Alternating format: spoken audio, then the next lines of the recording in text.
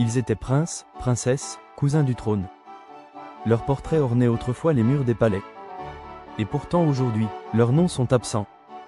Ils ne figurent dans aucun discours, aucune cérémonie, aucun album officiel. Effacés. Volontairement ou discrètement écartés. Voici l'histoire de ces membres de la famille royale britannique que l'histoire a décidé d'oublier. Commençons par la plus étrange d'entre toutes. La princesse Catherine, cousine de la reine Elisabeth II.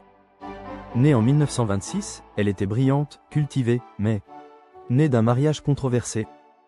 Son père avait épousé une femme considérée comme non convenable par le palais. Résultat, Catherine n'a jamais été invitée à aucun couronnement. Sa photo a été retirée des archives et seuls quelques journaux régionaux ont annoncé sa mort. En 2006. Pourquoi une telle omerta? Parce qu'elle représentait un tabou. Celui du sang royal mélangé à une roturière. Dans une monarchie où le symbolisme prime sur le cœur, l'histoire préfère l'oubli à la gêne. Mais ce n'est pas la seule.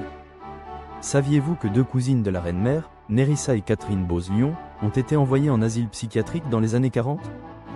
Diagnostiquées avec une déficience mentale, elles ont été cachées. Officiellement déclarées mortes. Leur nom n'apparaissait même plus dans les registres de la famille. Pendant 40 ans, elles ont vécu enfermées dans l'anonymat, pendant que la famille royale faisait comme si elle n'avait jamais existé. Le scandale n'éclatera que bien plus tard, dans un documentaire de Channel 4. Et même à ce moment-là, aucune excuse officielle. Juste un silence. Un silence lourd, pesant. Royal. Et puis il y a les enfants effacés. Le prince John, cinquième fils du roi George V, atteint d'épilepsie sévère, il est isolé dans une maison de campagne dès l'adolescence. Pas par malveillance, dit-on, mais par nécessité protocolaire. Il meurt à 13 ans. Et pourtant, même à sa mort, le roi ne vient pas. Aucune cérémonie publique. Aucune trace dans les archives officielles, sauf une ligne froide, décédé. Inapte à la fonction. Une autre vie, une autre peine. Et plus récemment, certaines effacées ne sont pas malades, mais simplement gênantes. La duchesse de Sussex, Meghan Markle, est l'exemple le plus médiatisé. Mais derrière le tumulte médiatique, il y a des stratégies bien huilées.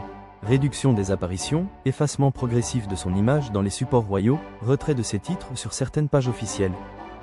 L'histoire ne l'efface pas encore, mais elle se prépare à le faire, au cas où. On appelle ça l'effacement doux. Un effacement qui ne choque pas, mais qui s'installe, petit à petit. Et que dire des enfants illégitimes de souverains? Les biographies non censurées de certains rois, comme Édouard VII ou Henri VIII, mentionnent des enfants hors mariage. Mais aucune reconnaissance. Même quand des tests ADN modernes tendent à confirmer les liens, la famille royale reste muette. Pourquoi? Parce que reconnaître, c'est exposer. Et exposer, c'est fragiliser l'image d'un pouvoir qui se veut éternel, infaillible. Mais tout n'est pas dû au rejet. Certains membres se sont effacés eux-mêmes. Lord Ivar Mountbatten, cousin de la reine, a choisi de sortir du cadre royal en assumant son homosexualité et en se mariant civilement. Un acte historique, mais tenu à distance du cercle central. Même lors des funérailles de la reine, son nom a été ignoré. Et pourtant, lui, il n'a rien renié. Il vit heureux. Libre. Loin de la cage dorée. Alors, que vaut la mémoire dans un monde royal? Que valent les liens du sang, face aux lois du trône? La monarchie choisit ce qu'elle retient. Elle modèle son passé pour renforcer son futur. Et ceux qui ne rentrent pas dans le cadre, sont condamnés à l'ombre. Effacés. Mais pas oubliés. Car ici, sur Code Royal, nous racontons leurs histoires.